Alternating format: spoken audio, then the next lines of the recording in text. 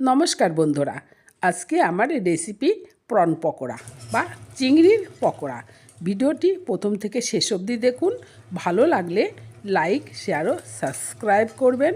চলুন দেখে নেওয়া যাক আজকের প্রন পকোড়ার রেসিপি। 300 গ্রাম চিংড়ি মাছ আছে, ভালো করে বেছে ধুয়ে নিয়েছি।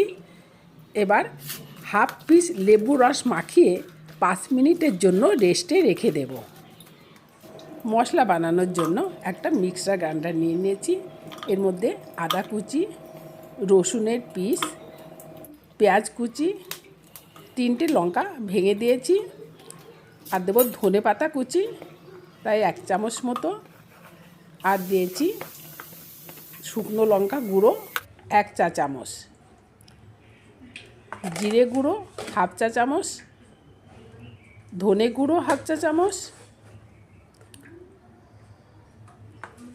লবণ পরিমাণ মতো, হলুদ গুঁড়ো 1/2 চা চামচ। এবার 1/2 কাপ জল দিয়ে একটা পেস্ট বানিয়ে নেব। পেস্ট বানানো হয়ে গেছে। এবার এই পেস্টটা ম্যারিনেট করা চিংড়ি মাছের মধ্যে ভালো করে মাখিয়ে নেব।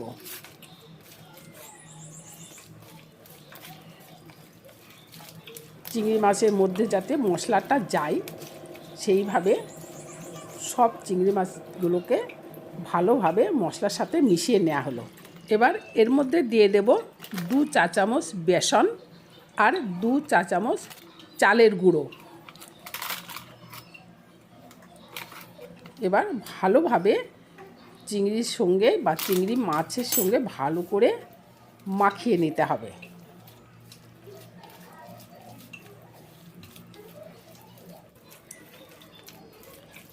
ভালো করে মাখিয়ে নেওয়া হলো। এবার একটা মিক্সিং জার নিয়ে ওর মধ্যে মুড়ি গুঁড়ো করে নেব। অনেকে বিস্কুট গুঁড়ো করে, ব্রেড ক্রাম্বস দেয়। আমি আজকে মুড়ি গুঁড়ো করে এটা বানাবো।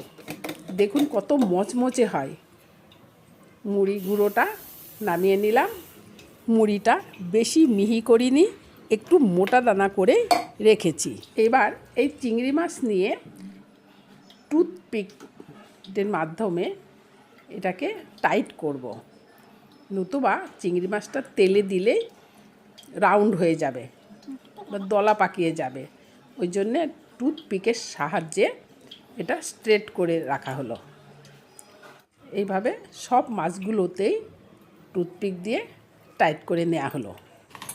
এইবার এই চিংড়ি মাছগুলো মুড়ি গুঁড়োর সঙ্গে ভালো করে মাখিয়ে নিতে হবে। সব মাছগুলো এইভাবে মাখিয়ে নেওয়ার পরে 1 সপ্তাহ ধরে ফ্রিজিং করেও রাখা যায়, কোনো গেস্ট আসলে তাড়াতাড়ি ভেজে দেওয়া যায়।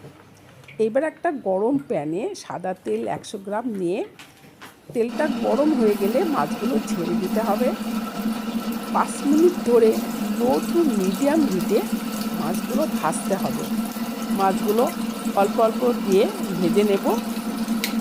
যতক্ষণ লাল না হচ্ছে ততক্ষণ উল্টে পাল্টে 5 মিনিট ধরে মাছগুলো ভাজতে হবে। বন্ধুরা, ভীষণ সহজ একটা রেসিপি, আপনারা ঘরে বানান, বন্ধুবান্ধব আত্মীয় স্বজনকে শেয়ার করুন। ভালো লাগলে পকাও আর খাও চ্যানেলে লাইক, শেয়ার ও সাবস্ক্রাইব করবেন। হয়ে গেছে, উঠিয়ে নেওয়া হলো। বিকেলে চায়ের সঙ্গে পরিবেশন করুন। সবাই ভালো থাকবেন। আবার দেখা হবে নতুন কোনো রেসিপি নিয়ে। ধন্যবাদ।